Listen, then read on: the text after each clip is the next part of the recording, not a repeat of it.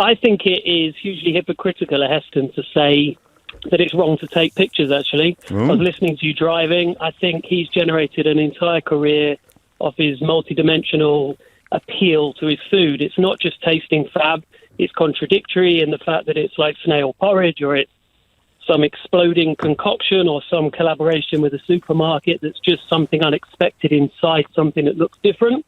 And I think that as a chef, that's the whole point of his career. And to then try and say that it's bad for people in his restaurants or any restaurant to not celebrate that. No, he's not. No, hang on a minute. He's not saying don't look at it. He's saying don't take a picture of it. So it's why not? Why not celebrate it for longer? The chef has spent years and years generating the skills. It's going to go cold. No. The difference is your previous caller said they feel it's wrong at concerts to live through a camera. I fully agree with that, right? Yeah. But that's for why a do people do that, time. Jonathan? Why do people do that? I agree.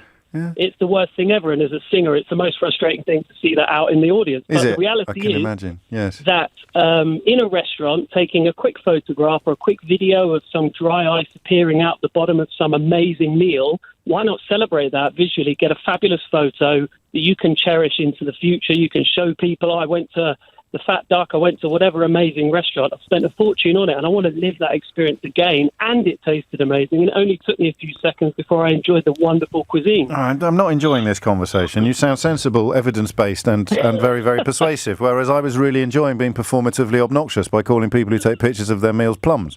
The problem is, it feels like it should be that way, but at the same time, I think that we should have the ability in society to enjoy those experiences. No, he's not going to call the police on it. But listen, his rationale is Go on. A lot of people are more interested in capturing a photograph so they can post it, which disconnects them from the moment. So I do think, and I'm not being disingenuous, I do think your argument could be employed for the opposite side of the piece, in that all of the things you've said mean that you should be inhaling it. You should be touching it. But you are inhaling it. You're taking in the sense. I mean, at Heston's restaurant, he even incorporates these like taste and air essences. They spray certain fumes. They do certain things to contradict your palate and to do all sorts of things that multidimensionally make the food exceptional and contradictory and exciting and a whole immersive experience. What's the problem for a split second to just capture a visual part of that? You and the environment are getting all of the benefit of that wonderful cuisine, but then you can still at least look back and go, that was one hell of a plate that they laid in front of me. No, I actually do. No, I had an amazing meal yesterday, right? It was my birthday. Mrs. O'Brien took me out. Thank you very much. And it was one of those meals that, particularly the starter, was, absolutely, And I don't feel any need, I've actually got a picture of it for slightly more complicated reasons than Instagrammy. But was it your French truffles? Yes, exactly that. Right, good. You keep away from my French truffles. But I don't feel any, and this is the problem with modern media. Performative punditry, isn't it? Because I don't understand why you do something, I get enraged. So I am acknowledging that I'm possibly guilty of that, but I can't imagine feeling that my experience was in any way enhanced by coming away with a picture of my dinner.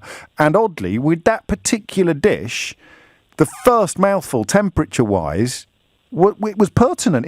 Getting it down your gob as quickly as possible was pertinent to fully appreciating its deliciousness. And that's what he's saying. A couple of seconds. Yes. But why not celebrate that? Why it doesn't take a couple of seconds, because then you're getting onto your Instagram page, and then you're getting onto... No. I'm talking about taking it. You're then talking about sharing it to third parties. If you do that after the meal, that's how it should be, as opposed to sharing it and then spending time Instagramming, Facebooking, whatever, at the table. I disagree with that. But capturing it and then sharing it retrospectively, there's nothing wrong with that. If, for example, Heston has as much of an issue with it being photographed, why celebrate his career so much through TV? Like, if you're going to celebrate the visual impact of your cuisine in a televisual format, why not just ignore that and just go, look, I've got a restaurant. The only way you're going to see and enjoy my food is by coming. The beauty of food in his environment is that it's spectacle on every level. Yes, you're right. I'm just hang on a minute. I'm calling a steward's inquiry on this. You're a lot more invested in this issue than I am, Jonathan. I want to know why.